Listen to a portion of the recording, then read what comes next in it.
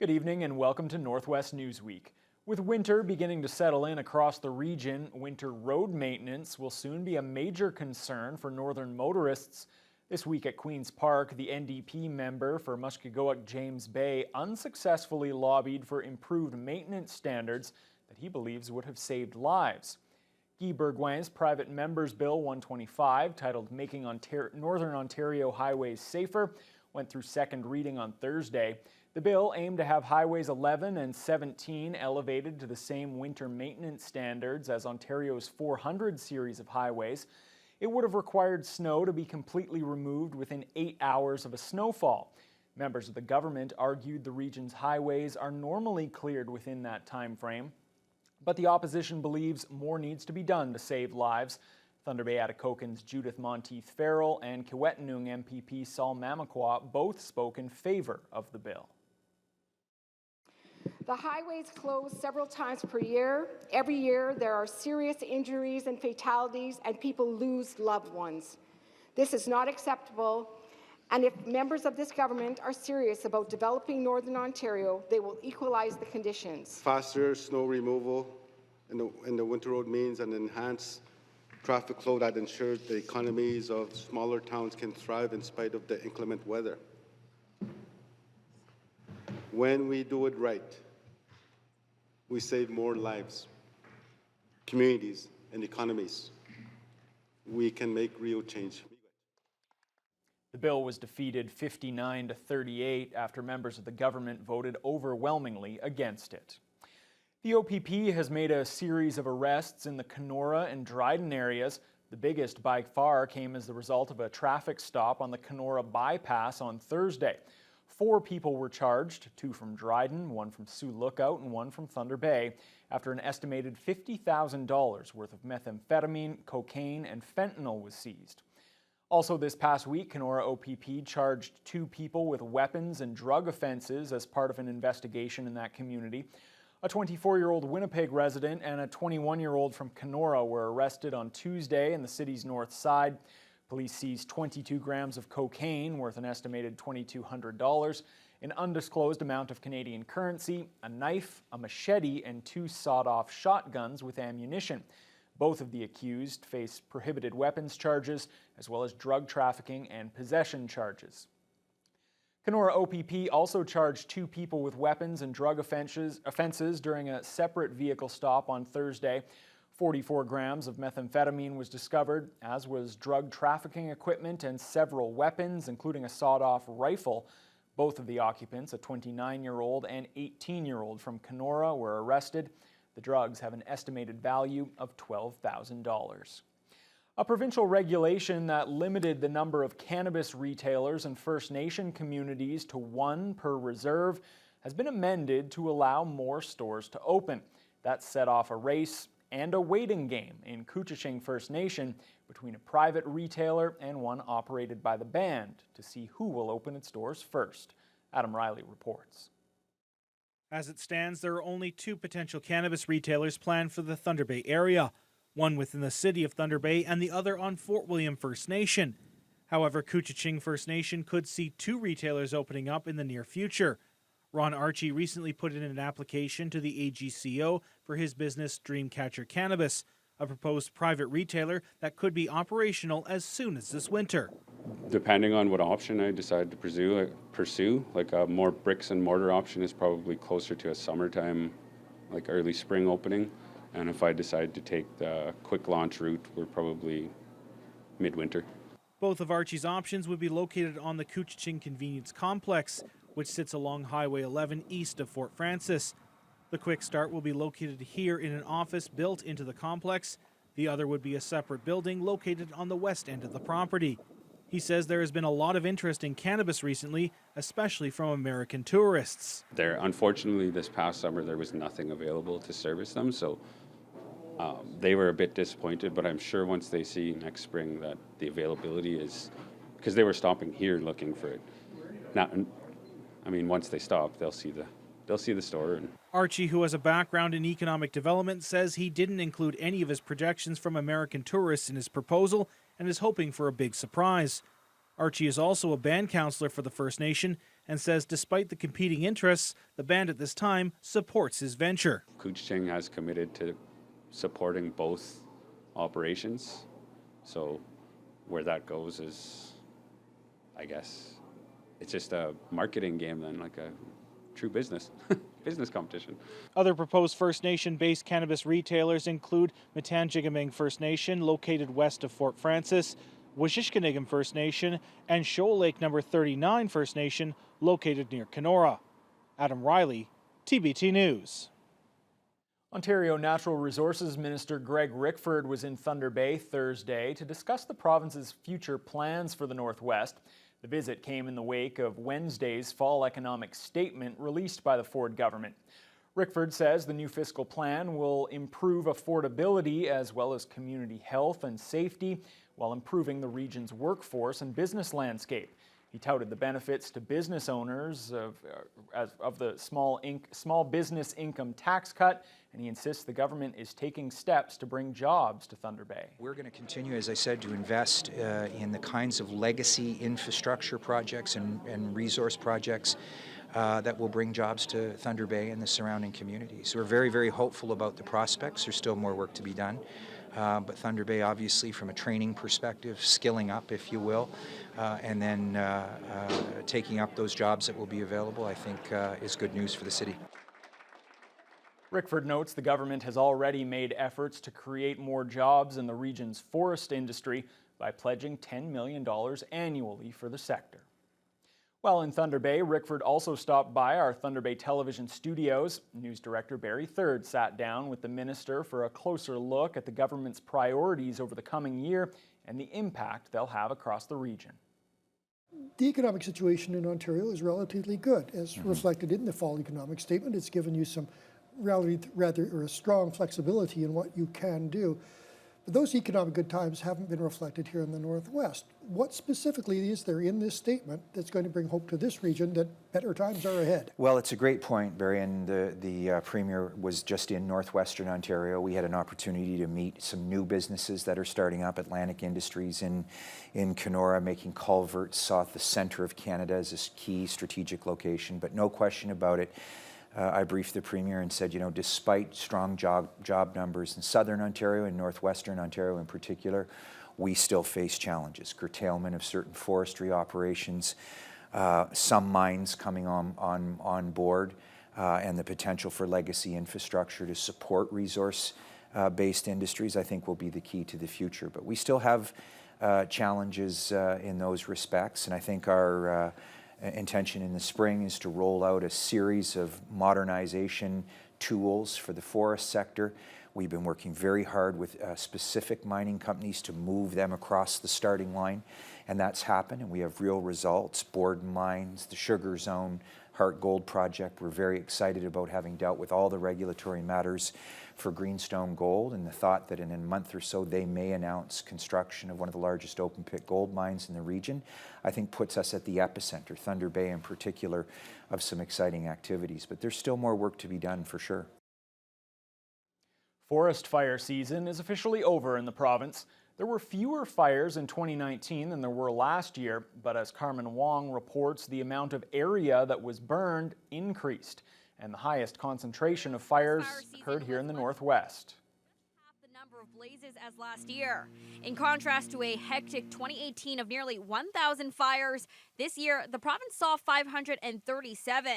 The Thunder Bay District saw an exceptionally quiet fire season due to wet conditions, but about 300 fires were located further north in the region. Fairly equally split between east and west, but most of the size, the hectareage on the ground that was burnt was in the Northwest region, and most of that was in Red Lake District. The fires burned nearly 270,000 hectares of land in the province, an increase of about 5,000 hectares over 2018. Two of the biggest fires, which burned in the Red Lake area, began in early July. The fires spanned a total of more than 140,000 hectares of land, forcing the evacuation of residents in Kiwewin and Pikangikum First Nations. It's somewhat seasonal, but it's mostly just due with the wide variety of weather we get. And this year it really picked on Red Lake. As the rest of Ontario was getting precipitation, Red Lake just kept missing it. And so we know usually before the fires occur that something's about to happen. He says there's no clear trend in forest fire activity over the past few years, and that's dependent on the weather system each season. Now that the fire season is over, the MNRF fire team has time to recover. We have a lot of equipment to repair and to maintain. All of our forward attack bases and our fleet needs to be shut down and has been shut down. And then we have to regroup from this past year and really change our processes, update our training and policy, and get ready for next year. Carmen Wong, TBT News. When we come back, the Transportation Safety Board has released its findings from a plane crash in Woodland Caribou Park that claimed 2 lives earlier this year.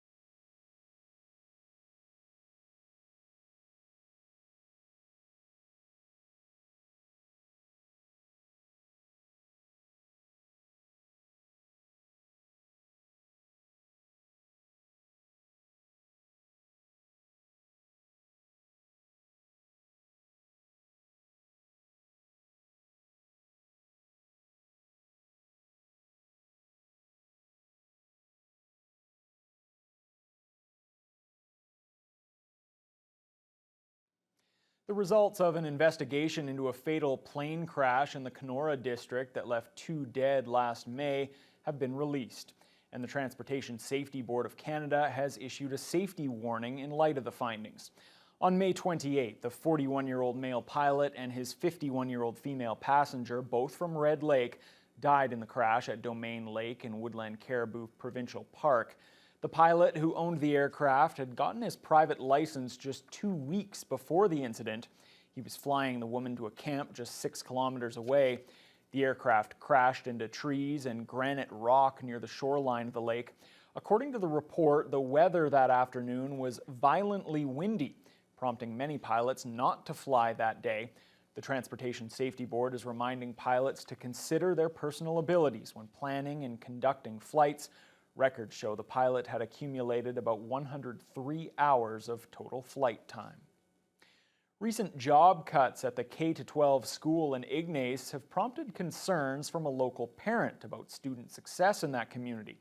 He wonders how they'll be able to compete with students in larger centers for post-secondary education. Adam Riley has the details.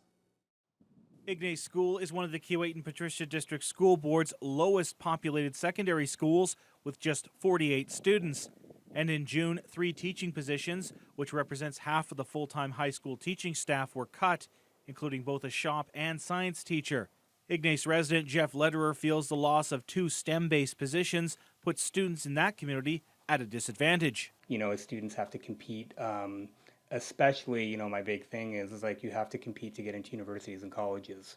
So we want to make sure that our students are given the same kind of advantage as other students across Ontario. A petition started by Lederer managed to gain 600 signatures, almost half of the town's population, to make the board aware of the concerns. In a statement, KPDSB Interim Director of Education Carol Huron says a .5 teaching position is being posted to support programming for the second semester, which starts in January. The statement goes on to say the board wants to assure families in the Ignace area that their children's education is in good hands. Lederer says that position will be for a science teacher and calls it a positive action. Because now we have at least a science component of the STEM curriculum, right? So, and in so doing so, it frees up other positions, other teaching obligations from other teachers there that they can now teach shop. So it's a work in progress. Lederer says the board is also offering a form of online learning for specialized courses that Ignace cannot offer. For example, my son who's in grade 11 is taking biology that's being taught by a teacher in Red Lake. So there's a screen, there's a teacher, they feel like they're in a classroom. So they're doing that, which we think is you know, it's still not ideal, but at least it helps. Adam Riley, TBT News. Some good news for Kenora as the province is investing in skills training and economic development. The Nietzsche Friendship Centre is getting $175,000 for renovations to the downtown facility. The money was announced by Indigenous Affairs Minister Greg Rickford on Friday. It will go toward repairs and upgrades to improve day-to-day use.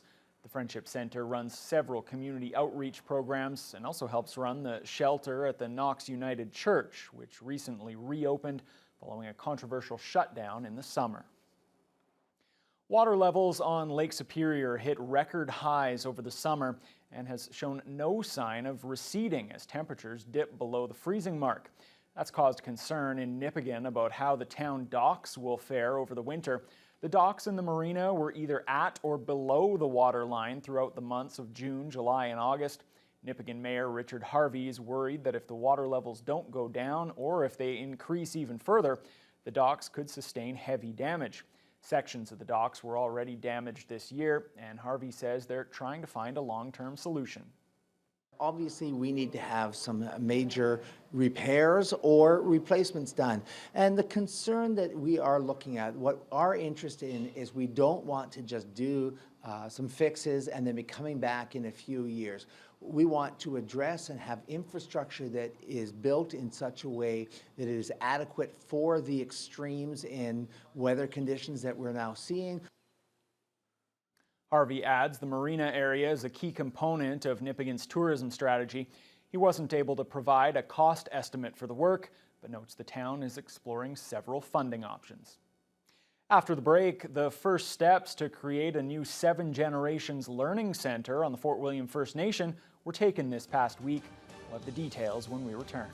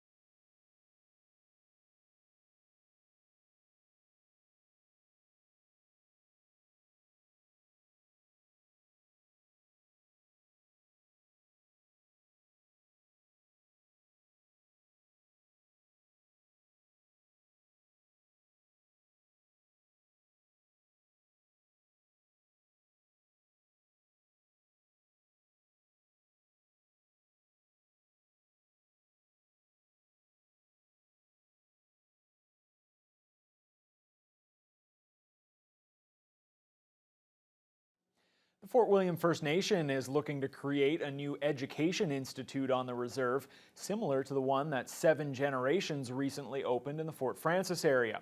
The band signed an agreement with Seven Generations this week to take the first step, the creation of a new course for personal support workers. Jonathan Wilson explains. The signing of this Memorandum of Understanding comes following a year of talks between Fort William and Seven Generations. The Indigenous Education Agency serves over 2,500 students in the Treaty 3 area, including high school and post-secondary courses.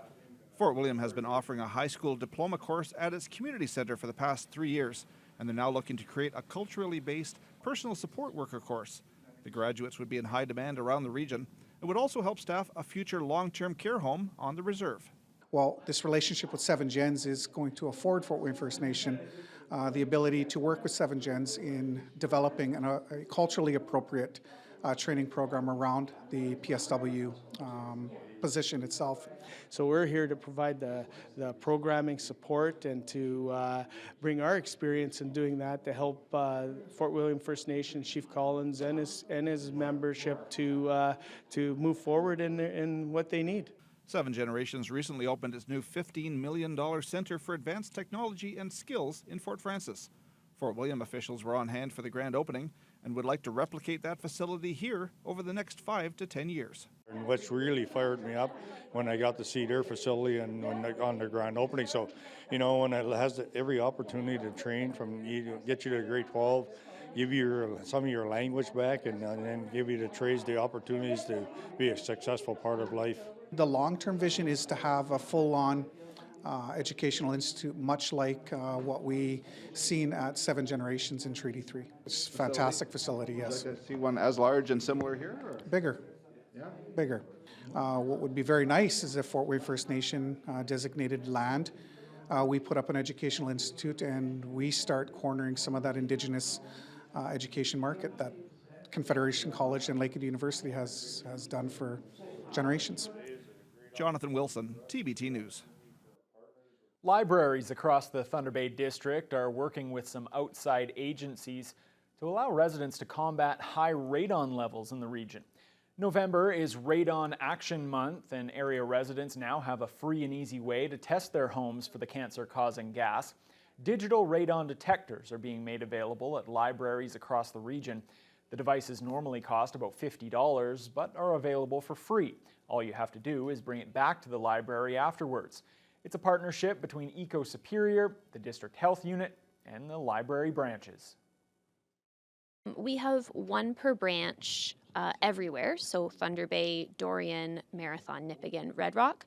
With the exception of Oliver Papoonge, they have 2 per branch because levels are very high there, so we anticipate that demand will be much higher. Okay, and how long would people rent them for? So it is the normal library loan period of 3 weeks.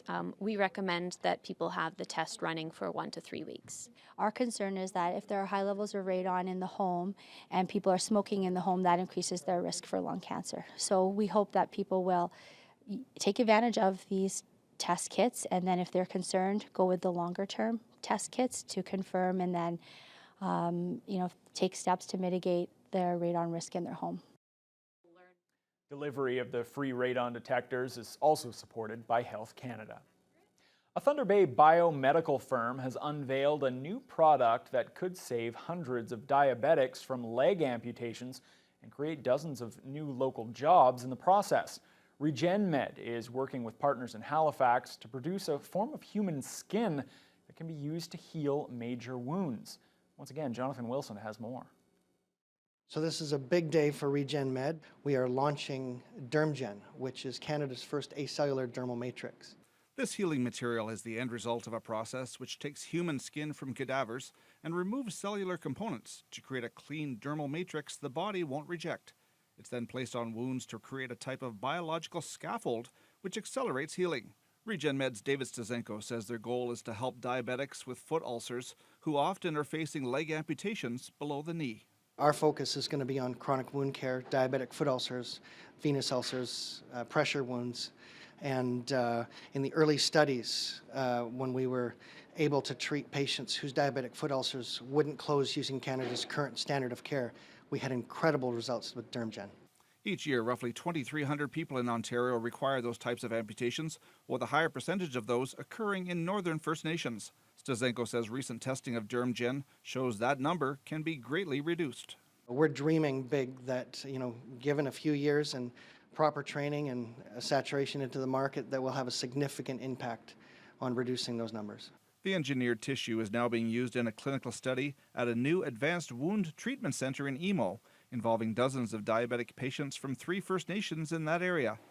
The Regen Med laboratories provide the equipment and staff to process the human skin by decellularizing it and making it ready for packaging and delivery across Canada and around the world.